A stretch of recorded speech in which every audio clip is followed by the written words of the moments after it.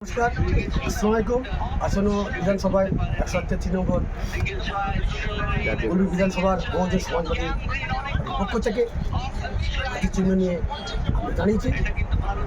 আমার নাম মোশাররফ মণ্ডল, বাড়ি টুপি থানা, সিনাগঞ্জ গ্রাম। আমি চাই আমাদের সম্মান, সুরক্ষা, অধিকার দিতে চাই। একটা কথা বলতে চাই, আমাদের ওবিসি, এসটি, এসসি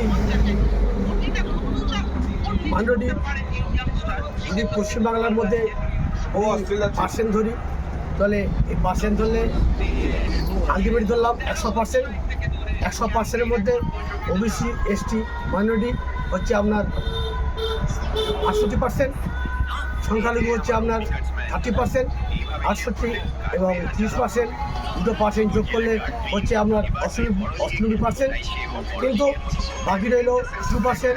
এই 98% মাথার উপরে 2% লোক আমাদের মাথার উপরে বসে শরীর ঘোরাচ্ছেন।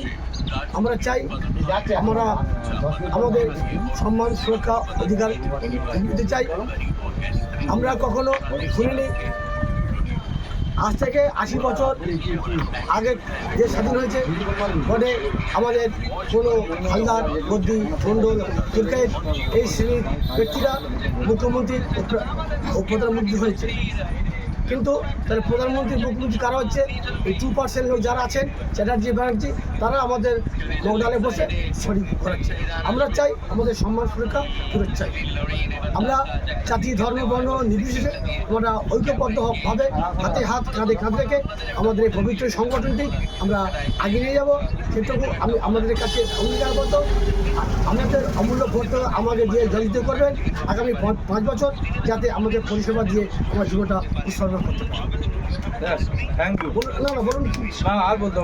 আপনি জিতে গিয়ে কি করতে চান?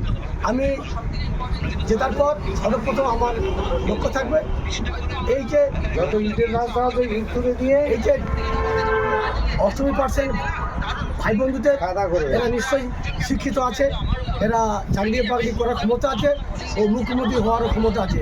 আমাদের অধিকারটুকু আমরা ফিরে নিতে চাই। এই 2% চ্যাটার্জি, ব্যানার্জি এরা আমাদের মাথার উপরে বসে ঘড়ি চালাবে, এটা আমরা মানতে পারছি না বা মানতে পারবো না। সেটা আমরা শান্তি শৃঙ্খলার মধ্যে দিয়ে আমাদের আঙুলের ছাপ দিয়ে আমাদের অধিকার, সম্মান আমরা ফিরে নিতে চাই। মহিলাদের জন্য কি করতে চান? মহিলাদের জন্য বর্তমানে আমার কিছু সুবিধা নেই, কিন্তু আমি একটা কথা বলতে চাই, যদি আমি প্রতিনিধি হয়ে আমাদেরকে নবান্নতে পাঠান, সর্বপ্রথম আমি চেষ্টা করব আমাদের ড্রাইভার ভাই বোনদের সুবিধা দেওয়ার জন্য। সেকেন্ড, আমাদের যারা গার্মেন্টস দর্জি ভাই বন্ধু আছে তাদের সুবিধা দেবো, তৃতীয় দেবো। এবং যারা ওই সিভিলের কাজ করে ওদের 10-11,000 টাকা ওদের সংসার ধর্ম চালাতে খুবই টাফ ব্যাপার। ওদের জন্য আমি চাইব 5% বেতন ওদেরকে বাড়ানো।